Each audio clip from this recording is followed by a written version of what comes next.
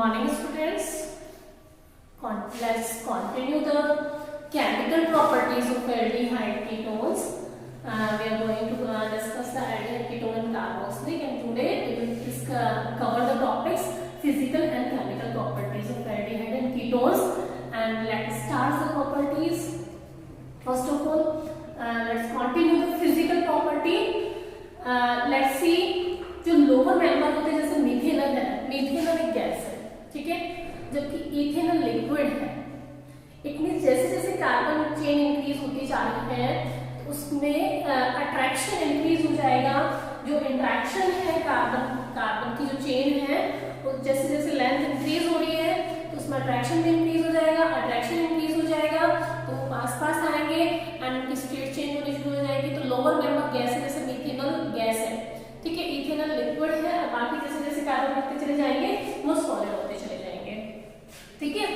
Next है boiling point की बात करते हैं। Boiling point is important, this is important कि जो बॉइलिंग पॉइंट है वो एल्डिहाइड कीटोन्स का वो थोड़ा ज्यादा होता है ड्यू टू हाइड्रोजन बॉन्डिंग, ठीक है। वैसे तो सबसे ज्यादा बॉइलिंग पॉइंट होता है कार्बोक्सिलिक का। अगर कंपैरिजन करने के लिए कार्बोक्सिलिक, देन फिर अल्कोहल, then फिर एल्डिहाइड, then फिर कीटोन, ठीक है, और then ether. This is the order of boiling point. But यहाँ पर थोड़ा सा एक छोटा सा एक्सेप्शन है। अगर आपको कहा जाए इथेनॉल, ठीक है, उससे ज्यादा बॉइलिंग पॉइंट किसका? प्रोपेनॉल का। प्रोपेनॉल, इथेनॉल एंड सबसे ज्यादा किसका है? इथेनॉल का रहेगा, ठीक है। अगर ऑलमोस्ट मास सेम है, पहले आप मास निकाल लेंगे। पहले अगर देखेंगे मास सेम है तो फिर हम निकाल के देखते हैं कि मास सेम होने के बाद यहाँ प्रोपेनॉल लेते हैं। इसमें भी 3 carbon, it also have 3 carbon, it also have 3 carbon, ठीक है। यानी कि प्रोपेनॉल एंड प्रोपेन, अगर इसको इंक्रीजिंग ऑर्डर में अरेंज किया जाए तो सबसे ज्यादा बॉइलिंग पॉइंट यहाँ पे किसका है? अल्कोहल का, यानी प्रोपेनॉल का। उससे कम कार्बन किसका है? कीटोन का, यहाँ प्रोपेनॉल का। दिस इज एक्सेप्शन, बट बाकी केसेस में एल्डिहाइड का ज्यादा होता है, कीटोन का कम होता है। बट यहाँ पर इसके केस में, इन दोनों के केस में प्रोपेनॉल और प्रोपेनॉल के केस में प्रोपेनॉल का ज्यादा आ रहा है, प्रोपेनॉल का कम आ रहा है, ठीक है। नेक्स्ट सबसे कम किसका? वो ईथर का है, क्योंकि उसमें ऑक्सीजन होता है तो उसमें भी थोड़ा बहुत हाइड्रोजन बॉन्डिंग होती है। और सबसे कम किसका आना होता है? हाइड्रोकार्बन का, यानी जिसमें ऑक्सीजन नहीं होता, जिसमें कोई भी इलेक्ट्रोनेगेटिव एलिमेंट नहीं होता, तो वहां पे हाइड्रोजन बॉन्डिंग नहीं होगी, तो वहां बॉइलिंग पॉइंट भी कम होगा, ठीक है। यानी कि जो एल्डिहाइड कीटोन्स हैं उनका बॉइलिंग पॉइंट थोड़ा हाई होता है due to hydrogen bonding, okay. Next है जो लोअर मेंबर्स हैं, सोल्युबिलिटी की बात करते हैं वाटर में। तो एल्डिहाइड और कीटोन्स वाटर में सोल्युबल है। क्यों है? ड्यू टू हाइड्रोजन बॉन्डिंग के कारण है। अदरवाइज ऑर्गेनिक जो कंपाउंड्स होते हैं वो वाटर में सोल्युबल नहीं होते हैं, लेकिन सिर्फ वो ऑर्गेनिक कंपाउंड वाटर में सोल्युबल होते हैं जो हाइड्रोजन बॉन्डिंग कर पाते हैं। अब यहाँ पे एल्डिहाइड और कीटोन दोनों हाइड्रोजन बॉन्डिंग कर पाते हैं वाटर के साथ में, that's why they are soluble in water. और जो सोल्युबिलिटी है वो डिक्रीज करेगी with the increase in carbon chain. जितने ज्यादा कार्बन ज्यादा होंगे उसकी सोल्युबिलिटी उतनी ही कम होगी, क्योंकि हाइड्रोजन बॉन्डिंग का जो एक्सटेंट है वो कम हो जाएगा, ओके। नेक्स्ट है लोअर एल्डिहाइड्स का पंजेंट स्मेल होती है, और जैसे जैसे नंबर ऑफ चेन बढ़ती चली जाती है, जो हायर एल्डिहाइड कीटोन्स होते हैं उनकी स्मेल बहुत अच्छी परफ्यूम वाली स्मेल आने लगती है। That's why they are used deodorant और परफ्यूम्स में इनको यूज किया जाता है। लेकिन जो लोअर मेंबर्स होते हैं उसमें बहुत गंदी स्मेल आती है, जैसे सड़े हुए बादाम की स्मेल होती है, एल्डिहाइड में से सड़ी हुई फिश जैसी स्मेल आएगी, मतलब बहुत गंदी स्मेल होती है पंजेंट स्मेल लोअर मेंबर्स की। लेकिन हायर मेंबर्स की स्मेल बहुत अच्छी होने लगती है, फ्रेग्रेंट होने लगती है। That's why they are using deodorant और perfumes, okay. These are the physical property. Now I am going to discuss about the chemical properties. The chemical properties, and first property of aldehyde and ketone, that is nucleophilic addition reaction. Aldehyde and ketones both show nucleophilic addition reaction. अब पहले मैं बता दूं आपको nucleophilic addition reaction होती क्या है।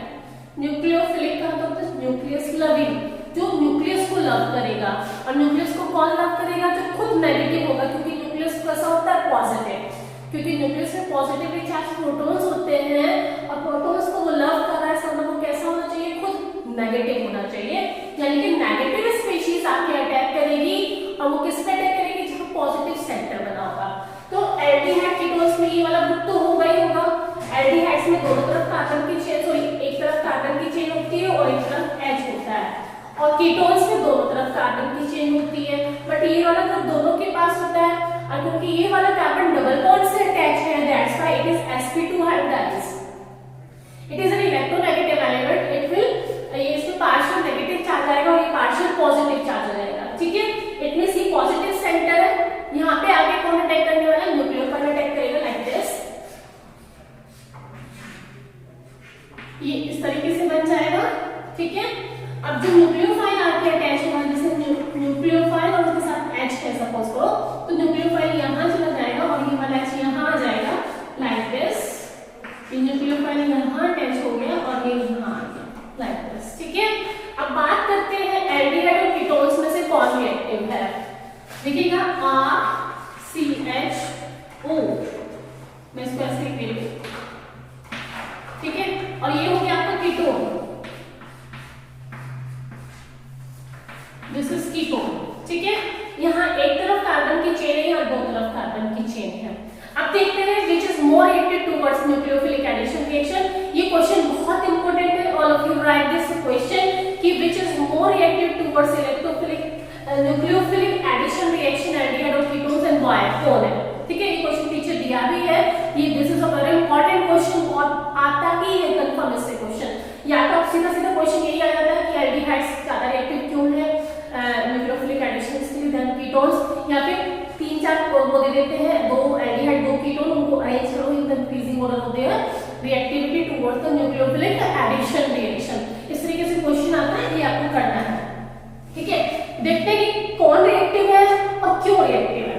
देखिएगा जो कार्बन की चेन होती है वो इलेक्ट्रॉन डोनर होती है, ये इलेक्ट्रॉन डोनेट करेगी इसको, ठीक है, दैट्स व्हाई इलेक्ट्रॉन डेंसिटी बढ़ जाएगी। अब जो ये न्यूक्लियोफाइल होता है वो नेगेटिवली चार्ज होता है, क्योंकि ये पॉजिटिव है, तो यहाँ पे न्यूक्लियोफाइल कैसा है? Negatively charge. तो अगर यहाँ पे डेंसिटी ज्यादा होगी तो क्या न्यूक्लियोफाइल आके इस पे अटैक करेगा, ठीक है।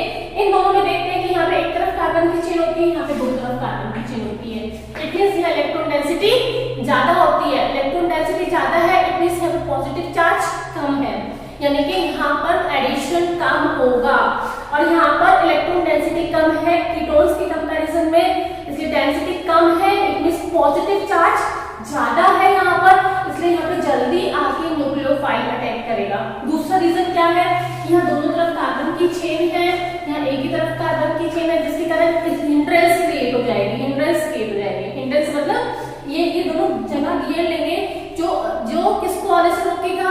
इलेक्ट्रोफाइल, न्यूक्लियोफाइल को आने से रोकेगा, ठीक है। यानी कि दो रीजन हो गए। First reason is electronic reason, यानी कि इलेक्ट्रॉन डेंसिटी बढ़ गई, इलेक्ट्रॉनिक रीजन, ठीक है, and second one is steric reason, steric hindrance.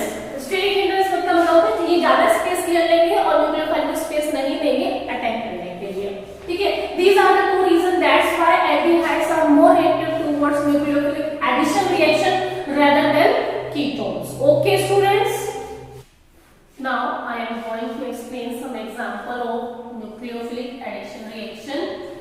These are some example of nucleophilic addition reaction. मैं एल्डिहाइड्स में आपको करके दिखा रही हूँ, बस कीटोन्स में यहाँ पे H की जगह कोई भी कार्बन की चेन हो जाएगी, बाकी सारा प्रोसीजर सेम रहेगा। चलिए दिस इज इथेनॉल, मैंने इसको खोल के लिख लिया इस तरीके से, ये ऐसे था, मैंने इसको खोल के लिख लिया है यहाँ पे CH3C डबल बॉन्ड O और H, ठीक है। सबसे पहले मैं इसकी रिएक्शन करा रही HCN के साथ में, हाइड्रोजन साइनाइड के साथ में। रिएक्शन करने का तरीका देखिएगा, ये कैसे खोलने वाला, CH3C और ये इस C और ये वाला H मैंने ऐसे लिख दिया है, और इस बॉन्ड को मैंने ओपन कर दिया, इस वाले बॉन्ड को, ऑक्सीजन को तो मैंने ये रहने दिया, ठीक है। आपको सभी में इसी तरह कुछ काम करना है। देखिएगा यहाँ HCN, मैंने Cn को यहाँ भेज दिया क्योंकि ये पॉजिटिव बना, ऑक्सीजन नेगेटिव, और नेगेटिव के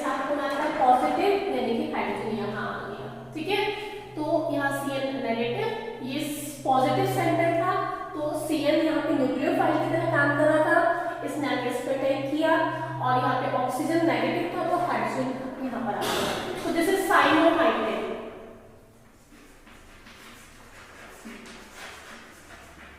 दिस इज साइनोहाइड्रेन, ठीक है। जब एल्डिहाइड HCl के साथ रिएक्शन करता है तो प्रोडक्ट बनता है cyanohydrin. Same NaHSO3, this method can be used to separate the aldehyde from ketones. दोनों को सेपरेट करने में काम आता है ये। देखिए कैसे, CH3 CH, सेम वही वाला काम किया मैंने। यहाँ पे कौन आ गया, SO3H, और यहाँ आ गया O Na, फिर ये इंटरचेंज हो जाएगा, इक्विलिब्रियम, ये आ जाएगा CH3 CH, और ये हो जाएगा SO3 Na, और ये क्या हो जाएगा OH, ये यहाँ एक्सचेंज हो जाएगा, ठीक है। इसे बोलते हैं एडक्ट, सोडियम बाइसल्फाइड एडक्ट, ठीक है। नेक्स्ट अल्कोहल के साथ अगर अल्कोहल का एक मॉलिक्यूल रिएक्ट करता है तो उसे बोलते हैं हेमीएसिटल, और जो दो मॉलिक्यूल रिएक्ट करेंगे तो बनेगा एसीटल, ठीक है। एक मॉलिक्यूल हेमीएसिटल और दो मॉलिक्यूल रिएक्ट करते तो एसीटल। कैसे करेगा देखिएगा, CH3 CH, सेम वही वाला काम करना है। यहाँ पे आया O, इस H को यहाँ भेज देंगे और इस O CH2 CH3 को हमने यहाँ भेज दिया, ठीक है। अब फिर से एक और मॉलिक्यूल आया अल्कोहल का, ठीक है। यहाँ से OH और यहाँ का H रिमूव हो जाएगा और ये C2H5 यहाँ आ जाएगा, CH3 CH O CH2 CH3, और यहाँ पे भी क्या आ गया O CH2 CH3 like this, ठीक है। यहाँ से H और यहाँ से OH रिमूव हो गया और इस O के साथ क्या आ गया यहाँ पर CH2 CH3, दिस इज हेमीएसिटल, और ये एसिटल, ठीक है। कीटोन के केस में कीटल कहलाएगा और एल्डिहाइड के केस में एसिटल कहलाएगा। नेक्स्ट अमोनिया के साथ रिएक्शन करना है। ये जो जितने भी नाइट्रोजन वाले कंपाउंड्स आएंगे उसमें एक ही तरीके से रिएक्शन होगी, क्या, यहाँ से ऑक्सीजन और यहाँ से हाइड्रोजन वाटर बन के रिमूव हो जाएगा और बाकी को लिख देंगे ऐड करके, तो बाकी क्या बचेगा, CH3 CH, ये डबल बॉन्ड ऐसे ही रहेगा, यहाँ से ऑक्सीजन चला जाएगा, नाइट्रोजन आ जाएगा, नाइट्रोजन, ठीक है। यहाँ पे दो हाइड्रोजन रिमूव हो गए in the form of water, one hydrogen बचेगा यहाँ। जब एल्डिहाइड अमोनिया के साथ रिएक्शन करते हैं तो क्या बनता है, इमीन। अब जैसे sure what is imine, imine क्या होता है, when a product formed by the reaction of aldehyde with ammonia is known as imine, like this, ठीक है। this is hydroxylamine, ठीक है। यहाँ पे भी सेम रिएक्शन होगी, यहाँ से H2 यहाँ का वाटर रिमूव हो जाएगा, बाकी सब ऐसे लिखा जाएगा। एंड कैसे लिखना है आपको, CH3 CH double bond N और ये OH, यहाँ के दो H2 चले गए remove in the form of water, तो हमने इसको एज इट इज लिख दिया, ये OH एज इट इज रहा। यानी कि अब जो ये जो प्रोडक्ट बना है हाइड्रोक्सिलामीन के साथ, इसे बोलते हैं ऑक्सीन, दिस इज ऑक्सीन, ठीक है। नेक्स्ट है NH2, this is known as hydrazine. ये क्या प्रोडक्ट है, ये क्या रिएजेंट है, हाइड्राजीन, NH2 इज हाइड्राजीन।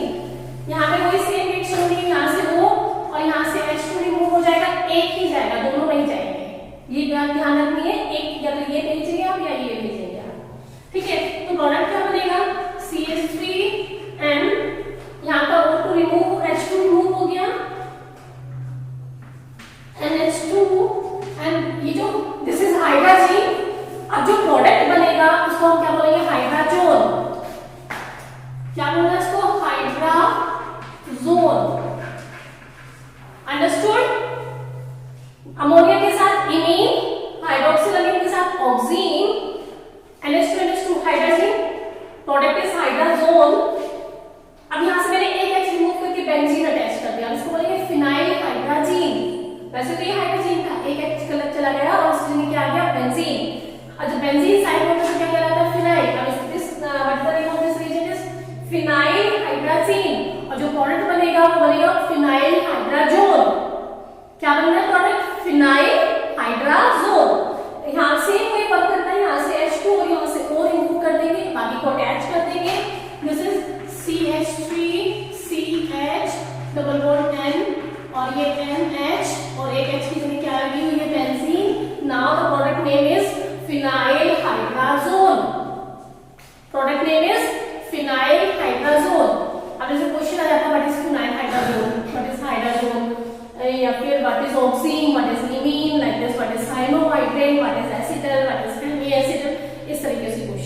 है यहाँ पर। अब इसको फिर से आगे कंटिन्यू करते हैं, कुछ और बचते हैं। नेक्स्ट ये भी किसी का एग्जांपल है, न्यूक्लियोफिलिक एडिशन का एग्जांपल है, इसको ऐसे लिखा हुआ मैंने। अभी दो और बचते हैं। पहले हमने लिया था NH2 दिस इज हाइड्रोजीन। अब मैंने एक H हटा के क्या लगा दिया था, बेंजीन। अब ये क्या बन गया, फिनाइल हाइड्रोजीन। ठीक है, अब इस बेंजीन पे मैंने क्या लगा दूं, now it is 2,4-dinitrophenyl hydrazine. This is 2,4-dinitrophenyl hydrazine, or you can say 2,4-DNP. इसको 2,4-DNP भी बोला जाता है, 2,4-dinitrophenyl hydrazine. This is 2,4-dinitrophenyl hydrazine DNP. यहाँ पे भी सेम रिएक्शन होगी, यहाँ का H2 और यहाँ का O, this will be removed and it form CH3CH double bond N। ये वाला यहाँ का H2 रिमूव हो गया वाटर की फॉर्म में, ये वाला NH और ये वाली आपकी बेंजीन एल्डिहाइड रह गई, और ये NO2 स्टेट रह गया और ये NO2 स्टेट रह गया, लाइक दिस। ठीक है, ये प्रोडक्ट ये रिएक्शन क्या था, 2,4-DNP 2,4-dinitrophenyl hydrazine। अब इस प्रोडक्ट को क्या बोलेंगे, 2,4-dinitrophenyl hydrazone। Okay, next semi carbazide, this is semi carbazide.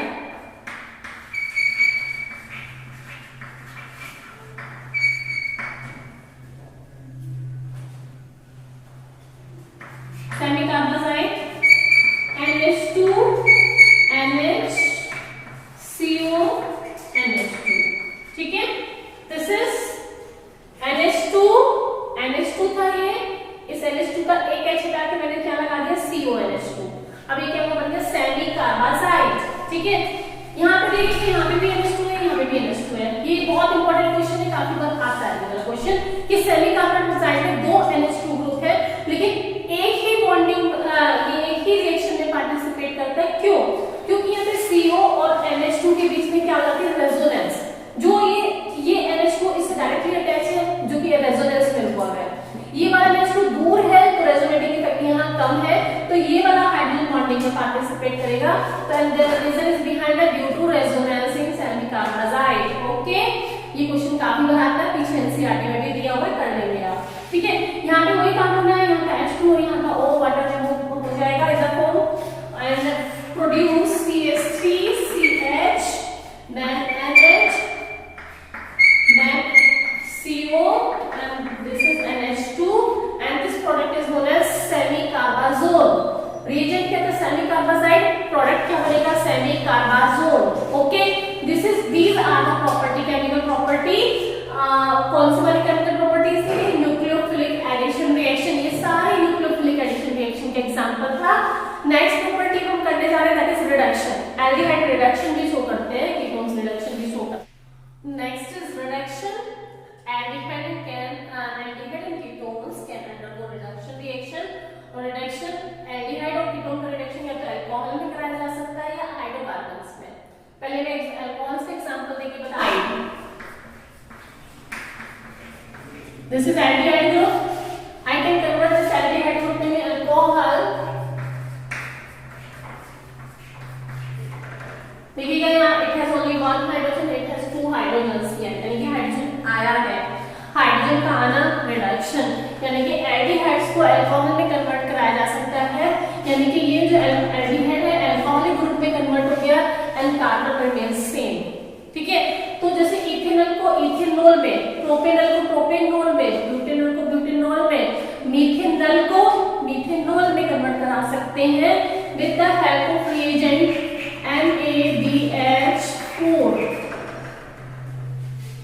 NaBH4 is the reducing agent, mild reducing agent है ये एल्डिहाइड को किस में चेंज कर सकता है, अल्कोहल में चेंज कर सकता है, और कार्बन क्या रखेगा, सेम। ठीक है, नेक्स्ट रिडक्शन टू हाइड्रोकार्बन। जैसे यहाँ अल्कोहल बना है एल्डिहाइड से, अब एल्डिहाइड से हम चाहते हैं कि उसमें कोई फंक्शनल ग्रुप ना रहे, सिर्फ वो हाइड्रोकार्बन बन जाए। जैसे इथेनॉल का इथेन बन जाए,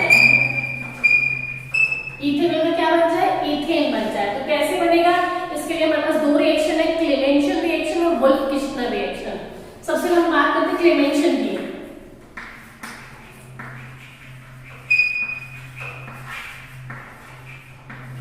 इसको क्लेमेंशन रिडक्शन रिएक्शन भी बोलते हैं। दोनों में रिएजेंट और प्रोडक्ट, रिएक्टेंट और प्रोडक्ट सेम है, सिर्फ रिएजेंट का डिफरेंस आता है। देखिएगा थोड़ा सा। सबसे पहले मैंने एल्डिहाइड ले लिया लाइक दिस, ठीक है। इसमें मुझे क्या डालना है, ZnHg जिंक अमलगम। जब मरकरी ऐसा वहां पे अलॉय की तरह काम करती है तो उसको क्या बोलते हैं, जिंक अमलगम बोलते हैं। अभी जिंक का अमलगम बन गया। In the presence of HCl, यहां से ये HO चला जाएगा और यहाँ पे H2 आ जाएगा, यानी कि इट विल फॉर्म, ये दोनों बॉन्ड से कौन अटैच हो गया, हाइड्रोजन अटैच हो गया। Now you can write like this CH3 यानी कि ईथेन बन गया, ठीक है। ऐसे ही अगर आप प्रोपेनॉल लोगे तो प्रोपेन, ब्यूटेनॉल लोगे तो ब्यूटेन, ठीक है। यही वाला काम एक और रिएक्शन से हो सकता है, वुल्फ-किश्नर रिएक्शन। वुल्फ-किश्नर,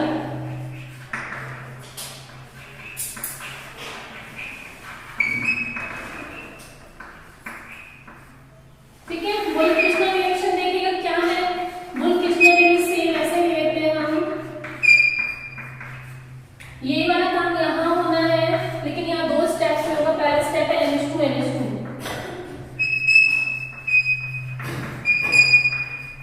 अभी आप थोड़ी देर पहले कर रहे हैं न्यूक्लियोफिलिक एडिशन रिएक्शन में, उसमें देखा था आपने कि NH2 कैसे रिएक्शन करता है हाइड्रोजन। यहाँ का H2 यहाँ का वाटर निकल बन के निकल जाएगा। क्या बनेगा, CH3 CH double bond N NH2। अब इसमें हम क्या डाल देंगे, KOH and ethylene glycol, KOH और ethylene glycol. Okay students, then this group will convert into alcohol. यहाँ से ये वाला पोर्शन चला जाएगा, ये N2 निकल जाएगा और ये H2 यहाँ आ जाएगा and it will form CH3 CH3, ये H यहाँ आ जाएगा, तो बॉन्ड से लेकर इस बॉन्ड से कनेक्ट होके ये CH3 बना लेगा और प्लस क्या रिलीज हो जाने वाली है, N2 गैस रिलीज हो जाने वाली। This is a wolf-Kishner reaction. दोनों रिएक्शन इंपॉर्टेंट है, क्लेमेंशन और वुल्फ-किश्नर काम एक ही कर रही है, एल्डिहाइड को हाइड्रोकार्बन में चेंज कर रही है। बस यहाँ पे डिफरेंस किस चीज का, रिएजेंट का। क्लेमेंशन में क्या रिएजेंट यूज करते हैं, zinc amalgam in the presence of HCl, और वुल्फ-किश्नर में क्या रिएजेंट यूज करते हैं, hydrogen and then in the presence of alcohol, KOH and ethylene glycol. So this is all about the reduction of aldehydes. Now oxidation of aldehyde, aldehyde का oxidation भी हो सकता है। चलिए ऑक्सीडेशन देख लेते हैं। ऑक्सीडेशन, एल्डिहाइड का जब ऑक्सीडेशन करते हैं तो ऑक्सीजन का आना ऑक्सीडेशन होता है। जब एल्डिहाइड में एक और ऑक्सीजन ऐड होगा तो वो किसमें कन्वर्ट हो जाएगा, कार्बोक्सिलिक में। क्या बनेगा, ठीक है। ऑक्सीजन का आना, वहां एक ऑक्सीजन था, एक ऑक्सीजन और आ गया, ऑक्सीडेशन हो गया। तो उसके लिए हम क्या डालते हैं, K2Cr2O7 in the presence of acid या KMnO4 in the presence of acid. ये तो 10 से पढ़ते आ रहे हैं कि these are oxidizing agent, they convert the alcohol और aldehyde into carboxylic acid, ठीक है। लेकिन जो कीटोन्स होते हैं, कीटोन्स का ऑक्सीडेशन जनरली नॉर्मल कंडीशंस में नहीं होता, उनके लिए थोड़ी विग्रस कंडीशन क्रिएट करनी पड़ती है, तो उनके लिए थोड़ा स्ट्रॉन्ग ऑक्सीडाइजिंग एजेंट और हीट वगैरह करना पड़ता है, तब वो रिएक्शन करेगा। तो यहाँ पे हम इसका ऑक्सीडेशन करके दिखा देती हूँ मैं। It will break from here, ये यहाँ से कन्वर्ट हो जाएगा, ये भी कार्बोक्सिलिक में कन्वर्ट हो जाएगा और ये भी कार्बोक्सिलिक में कन्वर्ट हो जाएगा। यानी कि हमारे पास एक तरफ 3 कार्बन का कार्बोक्सिलिक और एक तरफ 2 कार्बन का कार्बोक्सिलिक हमें मिलेगा। CH3 CH2 COOH plus CH3 COOH like this। Okay, आप यहाँ पे कार्बन काउंट कर लीजिए और उसमें एक तरफ से ब्रेक कर दीजिए और देख लीजिए क्या मिलता है आपको, ठीक है। नेक्स्ट ऑक्सीडेशन हम करा सकते हैं with the help of column reagent और Fehling solution. Generally ketones, generally ये जो आपका column reagent, this is column reagent और फैलिन सॉल्यूशन, दो फैलिन सॉल्यूशन होते हैं हमारे पास, फैलिन A और फैलिन B, ठीक है। Fehling A is copper sulphate and Fehling B is Rochelle salt, that is sodium potassium tartrate. Okay, actually होता क्या है कि ये जो वीक ऑक्सीडाइजिंग एजेंट है, ये कीटोन का ऑक्सीडेशन नहीं करा पाते, सिर्फ एल्डिहाइड का ही ऑक्सीडेशन करा पाते हैं। इसलिए इन दोनों को हम, मैंने क्या लिखा है, टॉलन टेस्ट और फैलिन टेस्ट। क्यों? This test can be used to distinguish between aldehyde and ketone. मैंने एक टेस्ट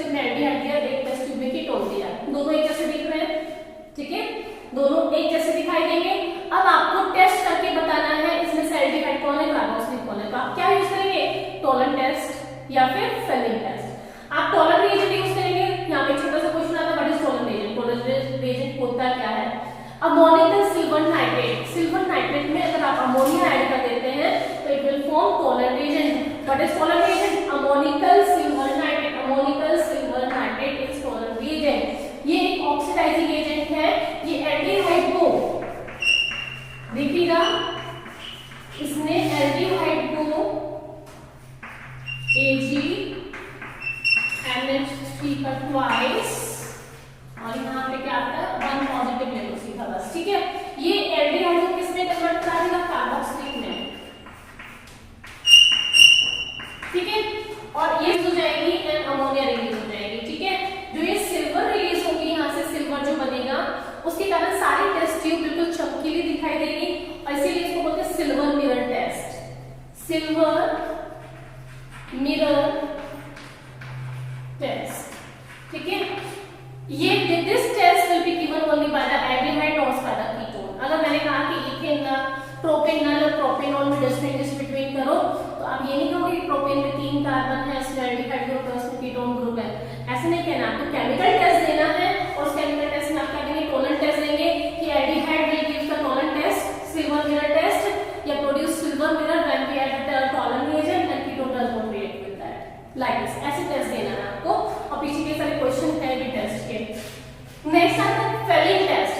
ये वाला जो टेस्ट है it can be used to separate, यानी it can be used to distinguish between aldehyde and ketone. Aldehyde will give this test, ketones will not give. Okay, next is Fehling test. Fehling is aqueous copper sulphate के solution को Fehling A बोलते हैं। क्लोसीला salt, sodium potassium tartrate के salt को क्या बोला जाता है? फेलिंग बी बोला जाता है। इनको इक्वल अमाउंट में हम मिला देते हैं और इक्वल अमाउंट में मिलाने के बाद हम इसको यूज करते हैं। Take equal amount of Fehling A and Fehling B, add in aldehyde, okay, 2 positive in the presence of OH negative. This phenyl A and B convert the aldehyde into carboxylic acid and produce Cu2O and release water, and this Cu2O becomes red, ये reddish brown। कैसे colour produce होगा test tube में? Reddish brown colour produce होगा। It means अगर reddish brown colour produce हुआ है तो वो एल्डिहाइड है। And this test can be used to separate aldehyde and ketones, yani to distinguish between aldehyde and ketones, and also used to distinguish between aromatic aldehyde and aliphatic aldehyde. Aromatic aldehyde will not give this test. Failing test yani कि aromatics will not, जैसे suppose तो मैंने कहा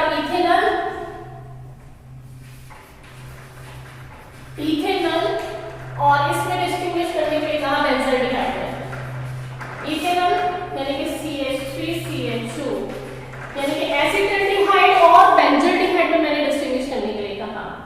अब दोनों ही aldehyde है तो we will not use the Tollens reagent, क्योंकि Tollens reagent will be given by this and this also both.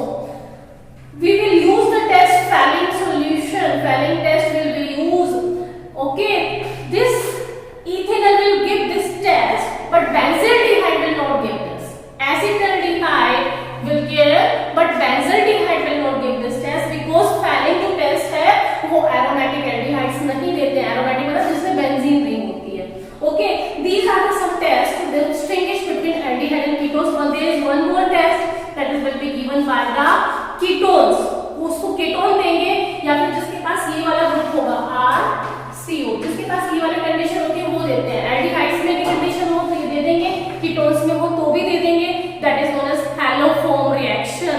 कौन सा टेस्ट? Haloform test. और उसमें हम ज्यादातर कौन सा यूज करते हैं? Iodoform test. चलिए मैं आइडोफॉर्म टेस्ट आपको दिखा देती हूँ।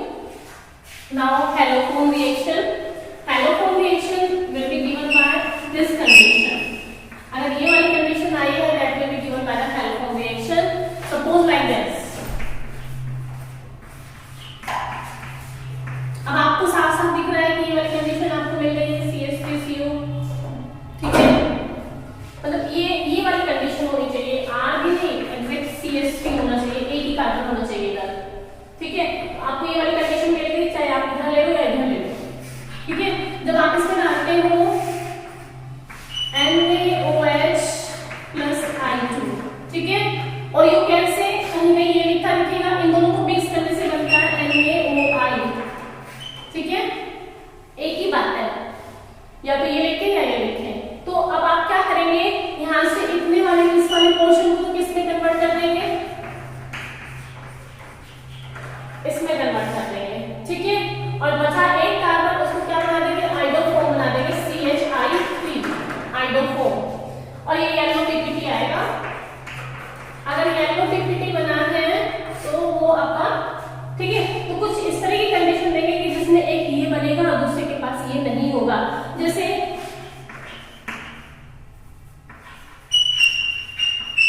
पेंटेन 2-on और ये था आपके पास पेंटेन 3-on। ठीक है, पेंटेन 2-on क्या होता है? 2, 3 और ये 4, 5। ठीक है, this is pentane 2-on and this is pentane 3-on।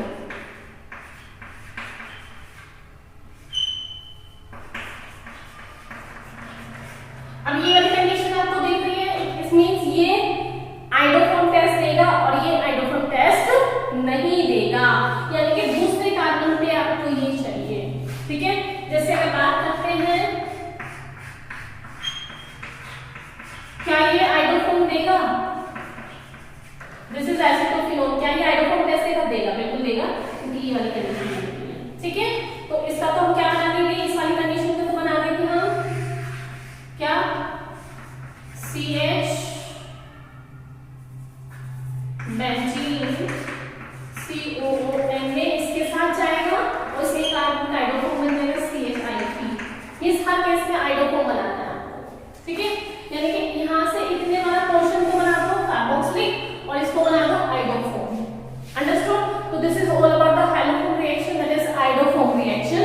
और आइडोफॉर्म रिएक्शन में क्या लाते हैं, NaOH प्लस I2, और आइडोफॉर्म रिएक्शन में एक कार्बन का क्या बन जाने वाला है, CH3, और बाकी सारे कार्बन का क्या बन जाने वाला है, COONA।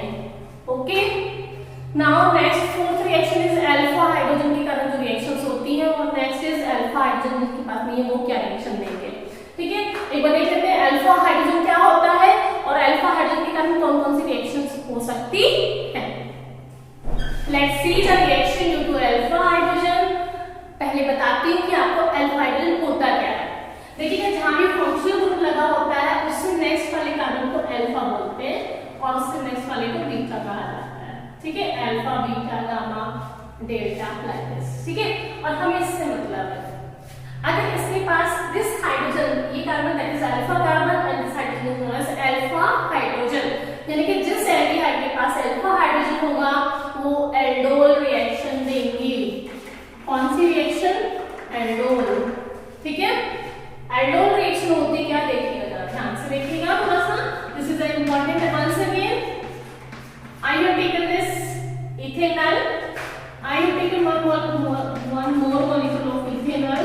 ठीक है, अब आपको क्या करना है, मैं इसको ऐसे खोल के लिख दे रही हूं लाइक दिस। ठीक है, इसको ऐसे लिख दिया मैंने, इट हैज 3 हाइड्रोजन्स, 2 हाइड्रोजन मैंने यहां लिख दिए, एक वाला दिखा दिया। इस हाइड्रोजन को आपको यहां भेजना है। जब आप इस हाइड्रोजन को यहां भेज देंगे तो दिस बॉन्ड विल ब्रेक, यहां पर ऑक्सीजन के यहां पर कौन अटैच होगा, ये हाइड्रोजन यहां आ जाएगा। अब इसका ये बॉन्ड फ्री और इसका भी बॉन्ड फ्री, ये दोनों आपस में बॉन्ड बना लेंगे। ठीक है, आ गया ना समझ? आपने इस बॉन्ड को तोड़ा, ये हाइड्रोजन यहां भेज दिया इस ऑक्सीजन के पास में, इसकी 2 वैलेंसी पूरी होगी, एक हाइड्रोजन के साथ एक कार्बन के साथ। अब इसकी एक वैलेंसी फ्री, इसकी भी एक वैलेंसी फ्री इस कार्बन की, ये दोनों आपस में बॉन्ड बना लेंगे। तो प्रोडक्ट क्या बना, CH3 CH, यहां क्या बन गया OH, और ये दोनों आपस में कनेक्टेड हो गए CH2 एंड CHO। और क्योंकि यहाँ एल्डिहाइड और अल्कोहल दोनों एग्जिस्ट कर रहे हैं इसलिए बोलते हैं एल्डोल। एल्डिहाइड का एल्ड और अल्कोहल का ओल, aldol. Okay, this is aldol. वैसे इसका आईयूपीएसी नेम लिखेंगे तो क्या लिखा जाएगा, 1 2 3 3 हाइड्रोक्सी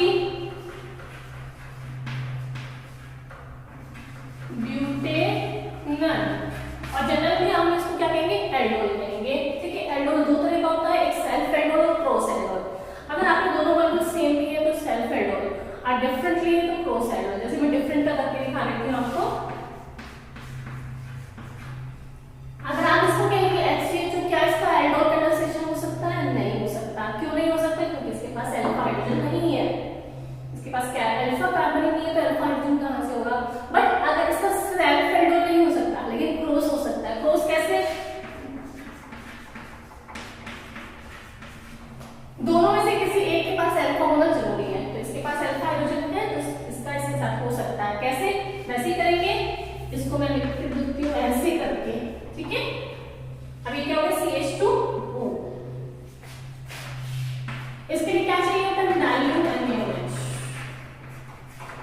है, डाइल्यूट NaOH, एल्डोल कंडेंसेशन कराने के लिए we have to require dilute NaOH, dilute NaOH, ठीक है। ये वाला जो H है वो यहाँ भेज दीजिए आप, तो ये क्या बन गया आपका, दिस इज CH2, एक H CH2, और इस पे क्या अटैच हो गया OH, then this CH2 and then this CH2. Okay students, like this. So this is the self aldol and this is cross aldol. Then we take the reagent, same type of reagent, that is self aldol, and then we take two different type of aldehyde, then it can be cross aldol. ठीक है। अब जो मुझे aldol करके दिखाएंगे वो आप इसके बीच में दिखाएंगे।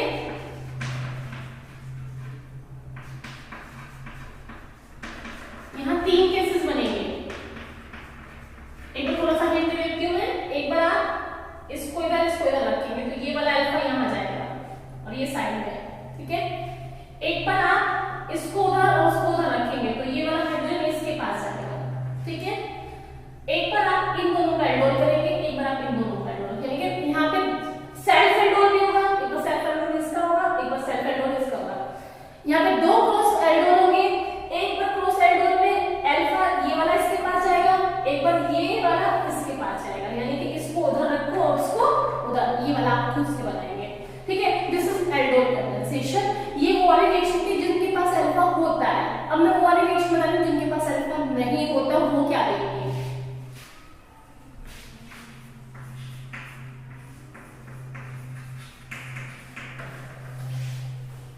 नाउ वो रिएक्शन जिनके पास अल्फा हाइड्रोजन नहीं होता है वो होती Cannizzaro reaction. Cannizzaro reaction, again this is a very important reaction. Cannizzaro कौन देते हैं, जिनके पास अल्फा नहीं है, इसके पास अल्फा हाइड्रोजन नहीं है और इसके पास अल्फा हाइड्रोजन नहीं है, तो ये दोनों कौन सी रिएक्शन देंगे, कैनिज़ारो रिएक्शन देंगे, ठीक है। कैनिज़ारो होती कैसे वो मैं आपको बता देती हूँ। कैनिज़ारो में भी हम 2 मॉलिक्यूल लेंगे in the presence of concentrated NaOH, वहां हमने लिया था dilute NaOH, यहाँ लेंगे concentrated NaOH, ओके।